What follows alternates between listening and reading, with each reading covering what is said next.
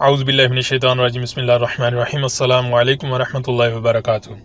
ناظرین اکرام، حامد جواد احمد آپ کی خدمت میں حاضر ہوں۔ آج میں ایک نیا سلسلہ شروع کرنے جا رہا ہوں جس میں قرآن مجید جو اللہ تعالیٰ کا کلام ہے، اس میں مختلف موضوعات کے حوالے سے ہم رینڈملی جو موضوعات ہیں قرآن مجید میں مختلف جگہوں پر مختلف مقامات پر، ان کو ہم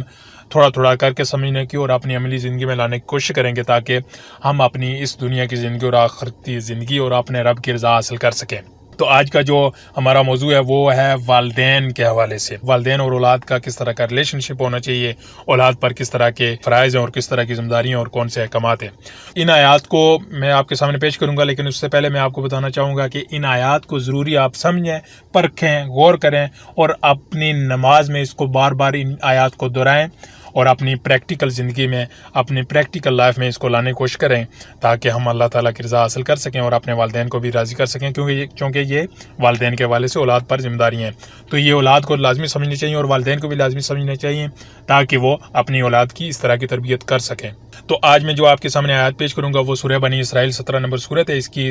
23 نمبر آیت ہے اور 24 نمبر آیت ہے۔ اس میں ہم دیکھیں گے اللہ تعالیٰ کیا فرماتے ہیں، لیکن اس سے پہلے میں آپ کو یہ بتانا چاہتا ہوں کہ اللہ تعالیٰ قرآن میں فرماتے ہیں سورہ بقرہ میں، فَإِمَّا يَأْتِيَنَّكُم مِّنِّي هُدًى فَمَن تَبِعَ هُدَايَ فَلَا خَوْفٌ عَلَيْهِمْ وَلَا هُمْ يَحْزَنُونَ۔ پس جب بھی آئے تمہارے پاس میری ہدایت، تو پس جس نے پیروی کی میری ہدایت کی تو کوئی خوف نہیں ان پر، نہ وہ غمگین ہوں گے۔ تو اسی نظریے کو سمجھتے ہوئے ہم آج ان آیات کو پڑھیں گے اور سمجھیں گے اور ان پر عمل کرنے کی کوشش کریں گے۔ 23 نمبر آیت میں اللہ تعالیٰ فرماتے ہیں، وَقَضَىٰ رَبُّكَ أَلَّا تَعْبُدُوا إِلَّا إِيَّاهُ وَبِالْوَالِدَيْنِ إِحْسَانًا إِمَّا يَبْلُغَنَّ عِندَكَ الْكِبَرَ أَحَدُهُمَا أَوْ كِلَاهُمَا فَلَا تَقُل لَّهُمَا أُفٍّ وَلَا تَنْهَرْهُمَا وَقُل لَّهُمَا قَوْلًا كَرِيمًا۔ اس آیت کا میں پہلے ترجمہ پڑھ دیتا ہوں۔ اور فیصلہ کر دیا آپ کے رب نے کہ نہ تم بندگی کرو مگر اسی کی، اور والدین کے ساتھ احسان کرو، اگر واقعی وہ پہنچ جائے تیرے پاس بڑھاپے کو ان دونوں میں سے ایک یا دونوں، اور مت کہو ان دونوں سے اف بھی، اور مت ڈانٹ ان دونوں کو، اور کہو ان دونوں سے نرم بات۔ اور یہ اللہ تعالیٰ کی طرف سے ہمیں ہدایت مل رہی ہے کہ اللہ تعالیٰ ہمیں کیا امر کر رہا ہے اور کیا فیصلہ کر رہا ہے کہ آپ کا ریلیشن شپ والدین کے ساتھ کس طرح کا ہونا چاہیے۔ ایک تو پہلی بات ہے کہ اللہ تعالیٰ کے علاوہ کسی کی بندگی نہیں کرنی، بندگی کرنی ہے تو صرف اسی کی، اور والدین کے ساتھ احسان کرنا ہے، اچھائی کرنی ہے۔ اس کے آگے جو لکھا ہوا وہ قرآن میں انتہائی اسٹرانگ ایک پیغام ہے، ایک فیصلہ ہے، اتنا اسٹرانگ اور آپ کو کہیں سے بھی نہیں ملے گا اولاد اور والدین کے رشتے کو مضبوط کرنے کے لیے۔ اس میں آگے لکھا ہے، اگر واقعی وہ پہنچ جائیں تیرے پاس بڑھاپے کو ان دونوں میں سے ایک یا دونوں، یعنی آپ کی والدہ اور آپ کے والد دونوں میں سے ایک ہو یا دونوں ہو، اگر وہ بڑھاپے کو پہنچ جائیں تو مت کہو ان دونوں سے اف بھی، یعنی آپ ان کو اف بھی نہیں کر سکتے۔ تو جب اف لفظ آ گیا تو یہ عربی میں بھی اف ہی لکھا ہوا ہے، تو آپ اس کو سمجھ گئے ہوں گے کہ اف کیا چیز ہوتی ہے۔ اور مت ڈانٹ ان دونوں کو، اور کہو ان دونوں سے نرم بات۔ آپ والدین کو نہیں ڈانٹ سکتے۔ اس قرآن مجید کے حوالے سے ان آیات کے تناظر میں اگر ہم دیکھیں تو آپ والدین کو نہیں ڈانٹ سکتے۔ ویسے ہم نے دیکھا ہے کہ جب والدین بوڑھے ہو جاتے ہیں تو اولاد جوان ہو جاتی ہے، تو اس کے بعد ایسی چیزیں ہوتی ہیں جس کی وجہ سے والدین کے رویے کو لے کر اولاد جو ہوتی ہے وہ غصے میں آ سکتی ہے، اور اکثر اوقات ایسے واقعات ہوتے ہیں کہ والدین کے ساتھ کوئی ڈانٹ وغیرہ ہو جاتی ہے، اور اولاد اس طرح کا اوور کانفیڈنس میں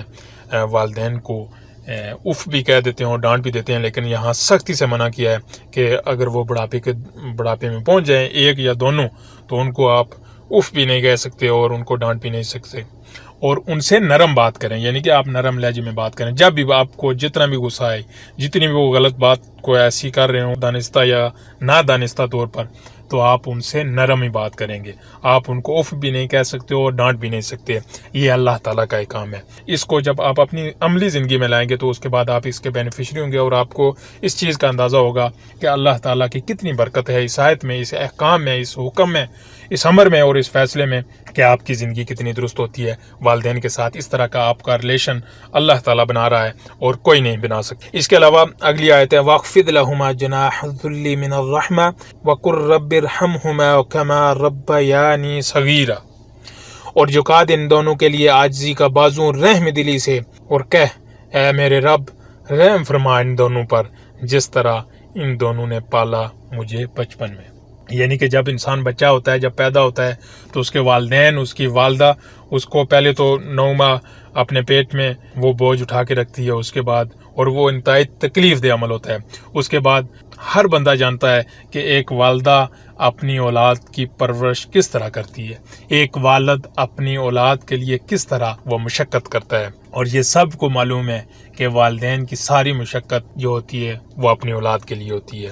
چاہے اس میں درست سمت ہو یا غلط سمت ہو، لیکن وہ اپنی اولاد کے لیے ہوتی ہے۔ یہ جو 24 نمبر آیت ہے، اللہ تعالیٰ فرماتا ہے اور آج جھکا دے ان دونوں کے لیے عاجزی کا بازو، یعنی کہ آپ عاجزی میں رہیں، عاجزی کا بازو، ٹھیک ہے، یہ محاوراتن ہے، عاجزی کا بازو، رحم دلی سے، ٹھیک ہے، رحم کرتے ہوئے، اور یہ دعا کریں اللہ تعالیٰ سے کہ اے میرے رب رحم فرما ان دونوں پر جس طرح ان دونوں نے پالا مجھے بچپن میں۔ ان آیات کی زیادہ کوئی تفصیل یا تفسیر میں نہیں اتنی پیش کروں گا، چونکہ یہ خود آیات اپنی وضاحت خود پیش کر رہی ہیں، اور اس میں کوئی اتنی مشکل بات سمجھنے والی نہیں ہے، جتنے بھی صاحب عقل لوگ ہیں وہ اس کو لازمی سمجھ گئے ہوں گے۔ تو یہ سورہ بنی اسرائیل کی آیات تھیں 2، 23 اور 24، ان کو آپ لازمی پڑھیں اور اپنی نماز کا حصہ بنائیں اور اس کو پریکٹس کریں اور اپنی عملی زندگی میں ان آیات کو لانے کی کوشش کریں، اور اس کا جو بہترین طریقہ ہے اور بہترین ایکسرسائز ہے، ایک تو یہ ہے کہ آپ ان کو نماز میں بار بار دہرائیں، اور اس کے علاوہ ان کو ویسے بھی ان کو اسٹڈی کریں، پڑھیں، اور اپنے والدین کے ساتھ اسی طرح کا جس طرح کا آپ کو احکامات مل رہے ہیں اسی طرح کا آپ ریلیشن بناتے چلے جائیں، اور تاکہ اس رشتے میں جو انتہائی ایموشنل اور جذباتی رشتہ ہے اس میں ایک برکت اللہ تعالیٰ کی شامل ہو جائے اور ہماری اور آپ کی زندگی بہترین ہو سکے۔ السلام علیکم ورحمۃ اللہ وبرکاتہ۔